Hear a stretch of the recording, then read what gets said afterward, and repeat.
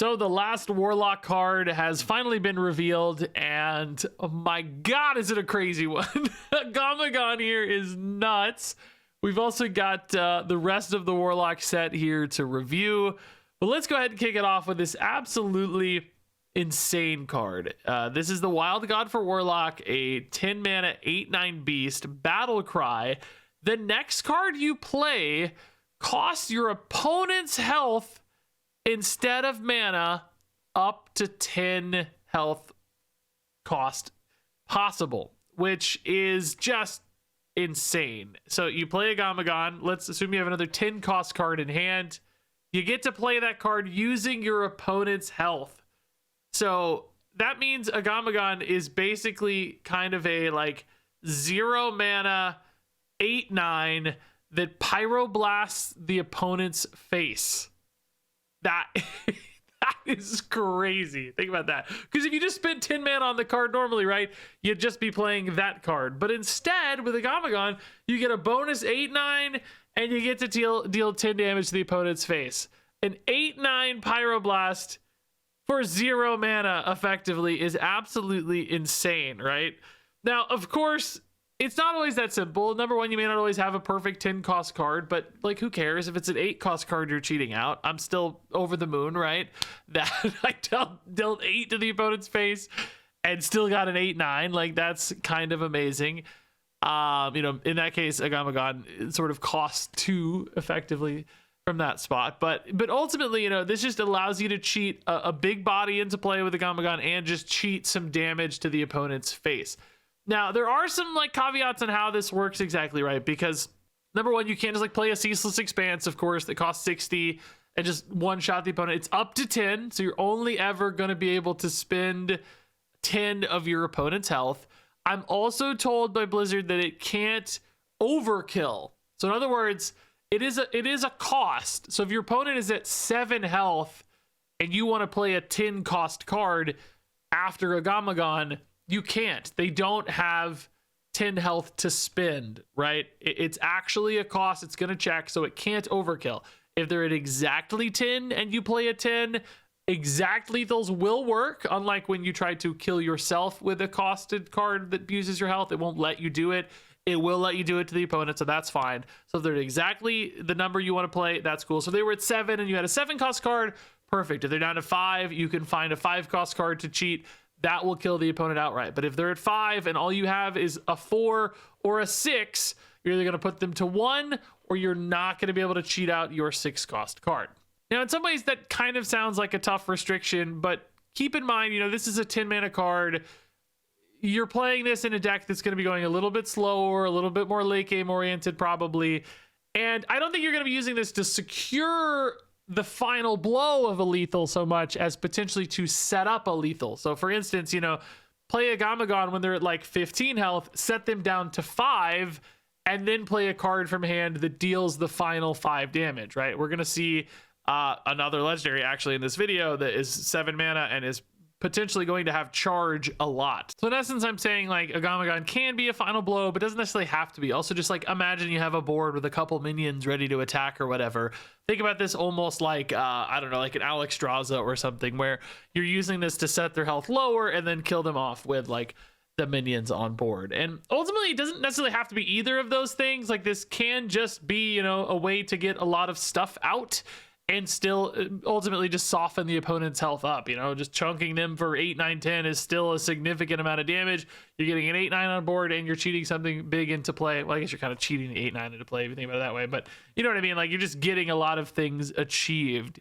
So pretty cool, pretty crazy effect. It is a 10 mana card. Let's not forget that's a late game card.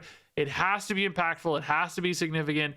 Not every deck's going to be able to afford to put in a 10 cost card. Not every deck's going to have the big things necessary to make this payoff worth it. Because if you're just running 3 and 4 cost cards, not really worth it to spend 4 health of the opponents. You want to spend 8, 9, 10 to really chunk them down. So ultimately a fairly narrow card, I would say, as far as like deck building is concerned, as far as decks can afford to run this at all, but a very powerful one potentially when it does find a deck that it's got a good home in, that it's got those big cost cards to satisfy, which we're going to see a few in this video that might help it along. So speaking of that, let's head back over to Wallow the Wretched here. A lot to talk about with this card. It is a 7 mana 6/6. While this is in your hand or deck, importantly, it gains a copy of every dark gift you've given to your minions. And of course, we have here all the dark gift enchantments. Plenty of ways we've seen so far to discover minions and apply dark gifts to them.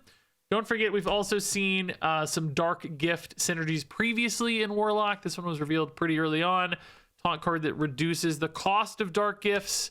And then also the Avant Gardening. This is another way for Warlock to discover a minion with a dark gift. So actually, you know, giving this 3, 4, 5, 6, 8 buffs is absolutely possible. And this is just going to keep stacking up buffs. You know, we talked about like charge, man, charge plus, you know, Wind Fury plus 3 attack. You give it those 3, that is an absolutely insane lethal push, right?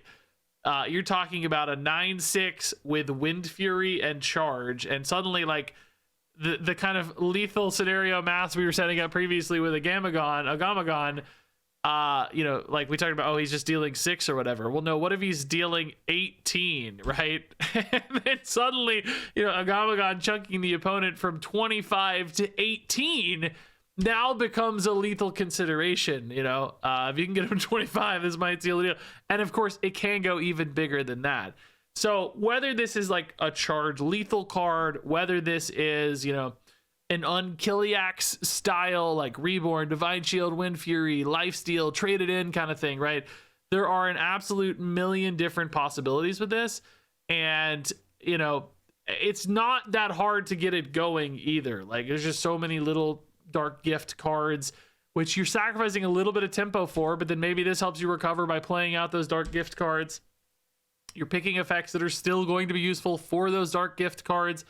Frankly, you can make this guy cost even less if you wanted. That might be a counter synergy for Agamaggan, but otherwise could still be very useful because he might just be lethal on his own. So, yeah, this looks like a crazy finisher, crazy high quality minion. Has synergies with Agamaggan. These two as a 1-2 punch is just so good and so silly that I kind of see the path now for Dark Gift Warlock, and it looks pretty good. Moving on to Avant Gardening, fun name, 2 mana spell, discover Deathrattle minion with a dark gift. This spell in and of itself isn't all that great to me. Like, it's kind of a high tax to pay. Deathrattle minions in general, like, it's just such a mixed bag. So many random things. A lot of neutral cards will show up that aren't really particularly synergistic. So I don't love this by itself, but as another piece of the Wallow puzzle where you're just trying to get enough dark gifts and you want that like critical mass of dark gifts, I think it probably still makes the cut, frankly. Also, Deathrattle does have some really good hits here. Like, you know, Reborn is kind of insane. Like, Taunt can be really nice. So there are some reasons that dark gifts kind of expand the power of Deathrattle, and that being baked into this probably does help at least a little. So we've also got some additional Deathrattle synergies. Also keep in mind, Warlock is still going to have access to the Tourist that allows your Deathrattles to trigger twice. I can't remember that card's name right now. Summoner Dark Marrow is the name. Your Deathrattles trigger twice, and after you play a Deathrattle minion, destroy it. So we're going to get some Deathrattle stuff. Like, we just had that card. This is the Archdruid of Thorns, a 2 mana 3/2 Battlecry. Gain the Deathrattles of your minions that died this turn. So if you're, you know, killing off a few Deathrattles, or maybe just even like one big Deathrattle, this could, you know, for only 2 mana, basically duplicate multiple mana worth of stuff. Whether that's a board full of small things could be amazing, or just that one big giant Deathrattle. In both of those scenarios, this is actually a rather efficient turnaround for only 2. Sometimes there's a risk here that this is going to have a hard time activating because your opponent often kills stuff on their turn. So by the time you get to play this, all of your Deathrattles have already died. So you might need some self-activations, but that's where Summoner Dark Marrow could actually come in again, because this can just kill off your Deathrattles for you. You could create like a little bit of a chain here. This is 6 mana total. You got 4 mana left. I don't know. You could do some silly stuff with small Deathrattles, chain all those together, and like do it again basically with the Archdruid of Thorns. There's some some potential silliness there. So I do think this card has a lot of efficiency potential, just a little bit of a sequencing challenge, but a deck that cares about it's probably going to figure that out. Moving on to the Hungering Ancient, and 8 mana, 6/7. At the end of your turn, eat a minion in your deck and gain its stats, and then Deathrattle, add them to your hand, them referring to any of the minions that were eaten.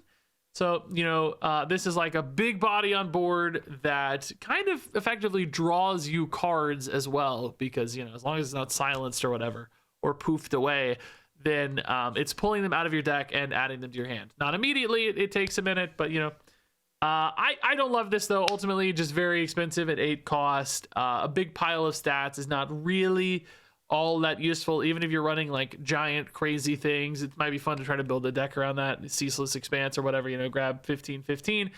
I just, you know, there's a lot of hard removal these days. There's no other keywords to make this immediate or, you know, reactive in any way. So ultimately, just a big old pile of stats with a minor like card draw upside. I don't think that's going to be all that valuable. There's also just consistency issues. If you want to run small minions, well, your Hungering Ancient sucks if it hits a 2/2 or whatever. So you're kind of forced to build into a big minion only deck, which that's worked before, but this is not the kind of card that has the payoff necessary to make it worth it, which I think leaves this in a pretty tough spot. Moving on to the Rotheart Dryad, a 1 mana 1/1 with Deathrattle. Draw a minion that costs 7 or more, which fantastic little tutor, just like super cheap card draw, very specific. And lest you forget, we had 2 minions earlier that cost 7 or more. If you were worried about finding either of these, well, don't worry anymore, because now you have the perfect tool. This card actually also, by the way, we didn't talk about this, but the place this card on top of your deck option apparently also works for Wallow. Like, the card that you take that Dark Gift on would be first, and then he would be second. So kind of a second way to more reliably find your Wallow, and of course give it crazy big stats for later. But you don't even necessarily have to rely on that, because the Rotheart Dryad is another way to find all of these awesome cards. And that just makes this super efficient, very interesting card draw. Next up is Sleep Paralysis, 5 mana shadow spell. Choose one, summon 2 3/6 demons with taunt that can't attack, mind you, or destroy an enemy minion, which we know nowadays, like 5 mana destroy an enemy minion, very bad. Hard removal has gotten so much cheaper than that. That is like OG Assassinate levels or something. So that's not good by itself. Summon 2 3/6 demons with taunt, also probably not good by itself either for 5 mana, sadly. I think there are definitely windows where that's okay if you're just kind of trying to stall and buy a moment. That's fine against board-based decks. They don't necessarily need to attack. Just as long as they're a wall, that's probably sufficient. So then there's that question of like, is the flexibility here worth it? Because if you're going against like, oh, small aggressive board-based deck, I have taunts. Bigger threat deck, crazy minions on board, I have removal. Even if it's expensive, you know, I want to be ready for both of those matchups as I queue this deck up. That's not the worst. I think I've seen some other people really low on this card. I actually think this is kind of okay. Even though both halves independently look bad, there is always that bonus to flexibility that is nice.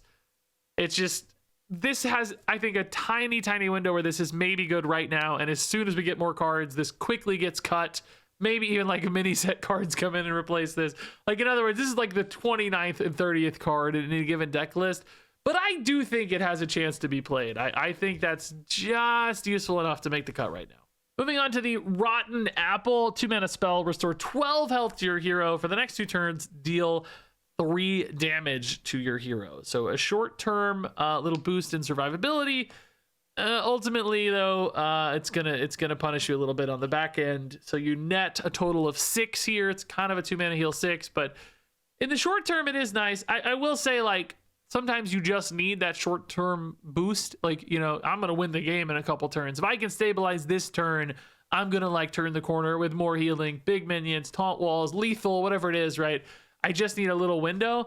I do like that for this card. Ultimately, though, I just don't know if this is like the best way to spend mana to stay alive. Like, sometimes you're just better off, you know, spending 2 mana to remove a minion. Because if this is in your deck and you could have chosen, like, you know, a 2 mana removal spell instead, and there's a 3/2 on board, and the 3/2 hits you 3 times because you never actually dealt with it, you know, this kind of did nothing anyway. In some cases, you're just better off stuffing your deck with more active cards as opposed to something like this, which is just a little bit more passive, a little bit more secondary. So I think it's okay again. I think it's fine, but I could see decks leaving this one behind just because, you know, any longer term matchup, it doesn't net you that much. And, you know, if you're really looking on a short term game plan, just having removal and higher quality cards than average usually pays off better. All right, moving on here to Fractured Power, 2-mana spell. Destroy one of your mana crystals, and then in 2 turns, you gain 2. So basically, like, turn 3, I suck. I don't have any mana for turn 3. But then on turn 4, I have ramped ahead a little bit, right? So sacrifice now for a little bit of a gain later. I don't love it, you know. There are reasons to do that. Ramp can be valuable. Again, kind of a short-term sacrifice for a long-term gain. Almost the opposite of our last card, a short-term gain for a longer-term sacrifice. I don't know, though, man. It's just like you really need that much ramp that you're willing to have a bad early game. Also, one of those cards that just falls off so hard later. You know, as soon as you get past turn 2, basically, I think this becomes incredibly difficult to play because missing a mana any like subsequent turn, like if you play this on turn 4 and you miss a mana on turn 5, like it feels a lot worse to me. Like those are big turns. You have key things you're trying to develop. So I think for that reason, this is going to be pretty awkward. Oh, and there you go. That's the Warlock set. So let's go ahead and rate these cards from 1 to 5 stars. Agamaggan is a 4-star card. Wallow the Wretched is a 5-star card. Avant Gardening is a 3-star card. Archdruid of Thorns is a 4-star card. Hungering Ancient is a 2-star card. Rotheart Dryad is a 4-star card. Sleep Paralysis is a 3-star card. Rotten Apple is a 2-star card. Fractured Power is a 2-star card. And there you go. That is the Warlock set. Pretty crazy pair of legendaries here. Agamaggan is just kind of silly and crazy and scary. And I actually think kind of good too in combination with this. I don't know. It's like maybe this just gets left behind. Maybe you don't need it because you're just not going to 10 often enough. That absolutely wouldn't surprise me. But you have to kind of give this one a nod for just how frightening it could be. In essence, man, as soon as you get to turn 10, this card becomes really, really interesting, really immediately, you know, it's just worth it. So anyway, share your thoughts on these cards down below. Thanks so much as always for watching. And until next time, game on.